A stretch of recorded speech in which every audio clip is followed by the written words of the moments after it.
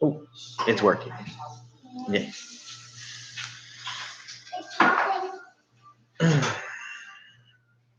All right, it's 12:59. I'm going to start. Hopefully some of you are able to log on. Say hi, Dylan. Hi. Say hi, Izzy. Hi, kids. Didn't- I'm still in my pajamas. You're still in your pajamas. Yep. Why are you still in your pajamas? I don't know. The first thing you need to do when you wake up is brush your teeth and I didn't get do that. dressed. You didn't brush your teeth yet either? Nope. You're doing that. Go. Brush your teeth now. Now. Go brush your teeth. I'm waiting for the kids. There's Eddie, one, don't say no. there's one person so far. There is one. Yes. Go brush your teeth. Did you brush your teeth yet? No. Go brush your teeth. I go to my work. This is bad, bad, bad. Go. Come on, go. Go brush your teeth and no lunch. Goodbye. Goodbye. I don't know how I'm going to make it. I'm hoping that we get back to school sooner than later. All right. 1 o'clock. Hopefully most of you were able to do your iReady lesson, which was on text features. Some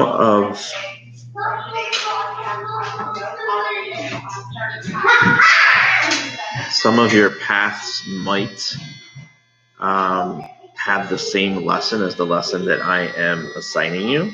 We're waiting to see if we can I don't really want you to do it again if you don't have to. So I'm trying to see if I can find out on my end as the teacher to not have you do the same lesson over again. If you fail the lesson, then it will make you do it over again. But if your path lesson is the same as the lesson that I just assigned you, then you don't need to do it a second time. Only if you fail the lesson, then you definitely have to do it a second time. Other things popping up. The paragraph that I'm having you rewrite for your daily edits. Some of you are not rewriting the entire paragraph.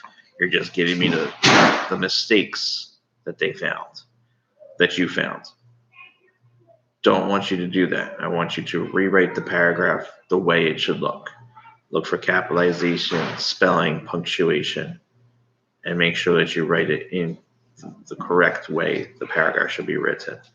Some of you who started that early this morning didn't do it correctly.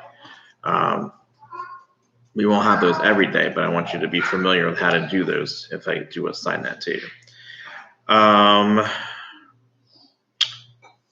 Mr. Popper's Penguin. And then I think that's the only thing I have for you really was just your iReady lessons and your daily edits and then your reading summary. Some of you, your reading summaries, make sure that it's a 4 to 5 paragraph essay. Make sure you indent your paragraphs and make sure that your sentences have capital letters, periods at the end of their sentences, spelling is correct.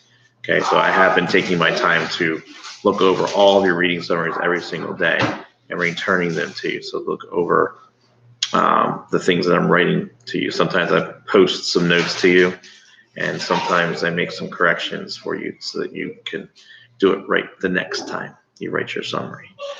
All right, I'm going to get to read Mr. Popper's Penguins in 1 second. I'm going to yell at my kids right now. Mommy.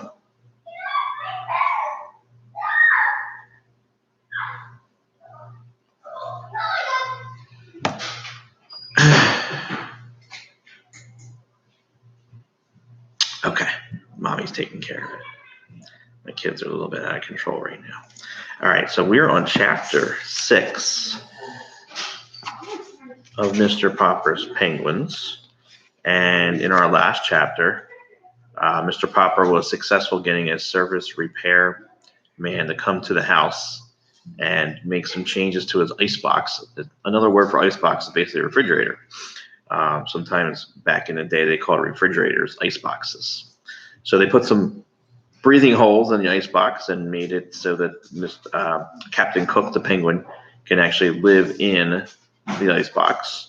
And the service person was a little bit thinking that Mr. Popper was a little crazy, which obviously he was. But he completed his task and put a handle inside the icebox, and now Captain Cook can get in and out of his icebox without any problem. So now Captain Cook is probably pretty happy. But Mr. Popper spent all his money getting this done for him, so I'm not sure what's going to happen next in this next chapter. Okay, it's called More Troubles. So obviously, they're going to encounter more troubles in this chapter. Do you remember any of the troubles in chapter 6? Mm-hmm. Yes. Okay. The children were the first to notice the policeman. Look, Papa, said Bill, there's a policeman at the back door. Is he going to arrest you? Gook, said Captain Kirk, walking with dignity to the door and trying to poke his beak through the screen. Is this 432 Proudfoot Avenue? It is, answered Mr. Popper. Sounds like he's in trouble. Well, I guess this is the place, all right, said the policeman and pointed at Captain Cook. Is that thing yours? Yes, it is, said Mr. Popper proudly. And what do you do for a living? Asked the policeman sternly. Papa is an artist, said Janie. He's always getting paint and calcimine all over his clothes, said Bill. I'm a house painter, a decorator, said Mr. Popper. Won't you come in? I won't, said the policeman, unless I have to. Ha ha, said Bill. The policeman is afraid of Captain Cook. Gaw, said the penguin, opening his red beak wide, as if he wanted to laugh at the policeman. Can it talk? Asked the policeman. What is it, a giant parrot? It's a penguin, said Janie. We kept it for a pet. Well, if it's only a bird, said the policeman, lifting his cap to scratch his head in a puzzled sort of way. From the way that fellow with a tool bag yelled at me outside, I thought there was a lion loose in your house.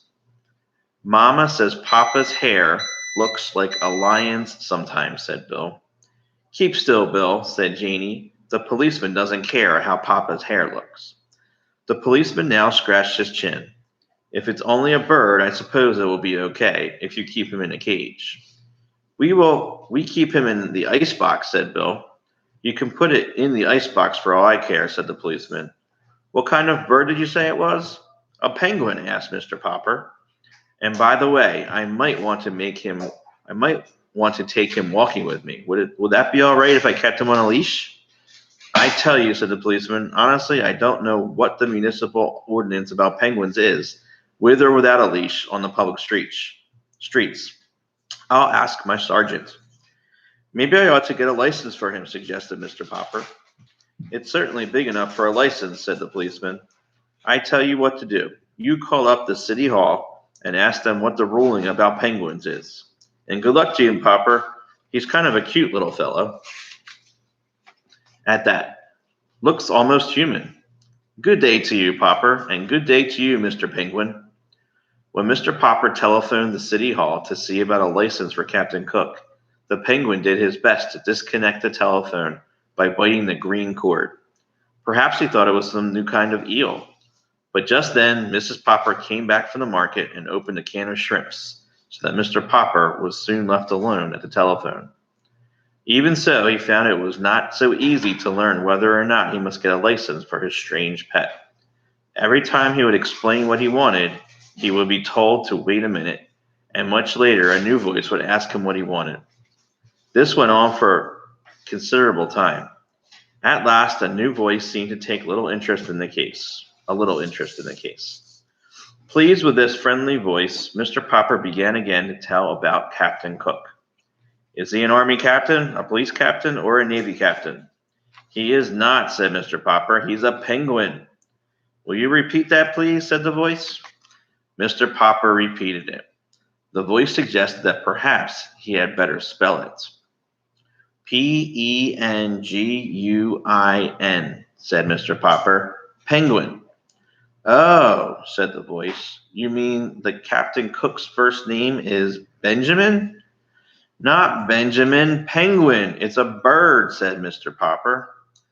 Do you mean, said the phone in his ear, that Captain Cook wishes a license to shoot birds? I am sorry, the bird hunting season does not open until November. And please try to speak a little more distinctly, Mr. Topper. Did you say your name is? Mr. My name is Mr. Popper, not Topper, shouted Mr. Popper. Yes, Mr. Potter. Now I can hear you quite clearly. Then listen, roared Mr. Popper, now completely outraged.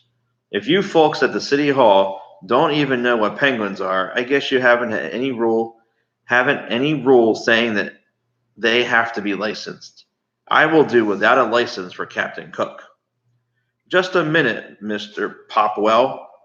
Our own Mr. Treadbottom of the Bureau of Navigation of Lakes, Rivers, Ponds, and Streams has just come in. I will let you speak to him personally. Perhaps he knows this Benjamin Cook of yours. In a moment, a new voice was speaking to Mr. Popper. Good morning, this is the Automobile License Bureau. Do you have this same car last year? And if so, what was the license number? Mr. Popper had been switched over to the county building. He decided to hang up, and I would hang up too. Very frustrating. All I wanted was a license to see if he needed a license for his penguin, Captain Cook, but he couldn't get anyone to help him. So I guess he doesn't need a license for a penguin. So all of you out there watching, if you want a pet penguin, I guess you don't need a license for it. What do you think, Mommy? No, she's making lunch and doing something else. What do you think, Izzy? If you got a pet penguin, do you think we need a license for it? No. I don't think there's any rules on penguins. So that was chapter 6, and we're learning a little bit more about Mr. Popper and Captain Cook the penguin. It seems like his family's taken to him, which is good. It sounds like the neighbors in the neighborhood thinks he's a little crazy for having a pet penguin. Imagine if you had a pet penguin. What would your neighbors think? I don't know. Maybe they would think it's cool and fun, or maybe they would think that you're a little bit crazy. I don't know. There's a couple of us in our class, Mrs. Colonna's class and Mr. DeSantis' class, that have a lot of pets. I've had students that have had hundreds of pets before. Sometimes in Franklville, we have large areas of land that we live with. So some of you live on farms. Some of you have lots of interesting pets. So your question today, I'm going to attach it to the read aloud, is what is the most interesting pet that you've ever had? And I want you to tell me about it. Okay. So remember, this is an optional. I want you to kind of get into Mr. Popper's Penguins. If you missed chapter 4, 5, 3, 4, or 5. I have them all on my YouTube channel, so you can watch those to catch up. I'm trying to give you a reconnect every time we start reading to kind of go over what we have learned about the day before. So that if you did miss something, if I give you a little brief summary, you'll be able to get caught up. All right, so looking outside, still, well, it's not raining actually. It doesn't look nice out. I don't know if it's supposed to rain. I thought the weather said that we were supposed to get some rain here for the rest of our day. But hopefully you're doing some inside recess through my Go Noodle slides. Make sure my lesson shouldn't take you that long today. So do your iReady path after the lesson. Read for 15 to 30 minutes and do your writing summary on your Google Doc. And then do your daily edits on your Google form. It's kind of practicing spelling, capitalization, and punctuation. Look for those kind of errors in the paragraph. And then tomorrow, what I have planned for you is another iReady lesson and your path. And we're going to start. I'm going to give you the questions and some resources to use for your animal writing. And what I'm going to do is I'm going to put that on I'll probably make a Google slide, and I'll have a video explaining the questions that I want you to answer and the different resources that I want you to use. And then I want you to write your introduction paragraph in your grade 3 writing folder. And that way I can pull it up on my end and give you some comments and post comments to your writing, and we'll do it that way. So I probably can't post a Google Doc for you to do that. What I'm going to have you do is I'll give you instructions to open up your grade 3 writing folder open up a Google Doc, and then start your introduction paragraph. That's going to be tomorrow. And then on Friday is your makeup day. So if you need to finish any work that you have not completed over the past week, tomorrow would be, or Friday would be a great day for you to do that. Looks like we're not going to be in school next week.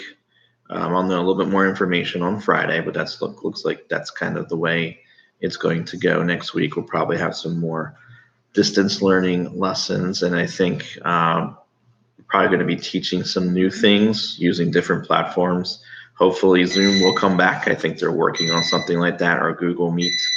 I kind of like Zoom a little bit better because I think it's more student friendly than the Google Meet, but we'll see how that works out. So next week, hopefully we'll be able to do morning meetings again with Zoom, check-ins, and also I'm going to be able to teach you because I like that Zoom can look at my computer screen and I can share my computer screen with you. Izzy's teacher tried to do a Kahoot yesterday on Zoom, and it was a little bit confusing. I don't know. Maybe I'm going to look in the Screencastify today and see maybe that is an easier way to do it. I don't know actually if it's going to work with that. I think that's just another way of sharing your screen, my screen with you. But I don't know if it's going to work like Zoom did. But it did work, but you'd have to open up two screens and kind of minimize one and kind of go back and forth between the two screens. And sometimes when you did that, you lost your whole screen. So not sure if I'm going to go crazy doing that, but I will assign you some different quizzes through Quizzes or Quizlet as well. I'm looking at doing some more Nearpod lessons for you. I'm looking at doing some Pear Deck. So that is something that we might use as well. And I'll see what else I can come up with. So next week we'll probably start learning or relearning some standards that we've taught. So remember I told you that we have done all of our standards for the most part this year. So now we're spiraling back and relearning different things. So kind of going to look at, how we're doing based on how I feel, what standards we need to kind of spiral and reteach again and get some guided practice and some independent practice on those standards. All right. If you have any questions for me, make sure that you either have your parents reach out on Class Dojo or leave a comment on Google Classroom page. And I'm going to eat lunch because something smells good. What are you eating, Dylan? What is it? A taco? Okay, cool. All right. Good to see some of you that were live on my video. I'm going to post this just in case some of you did miss it. And I hope you have a good rest of your day. Bye. Miss you guys. Bye.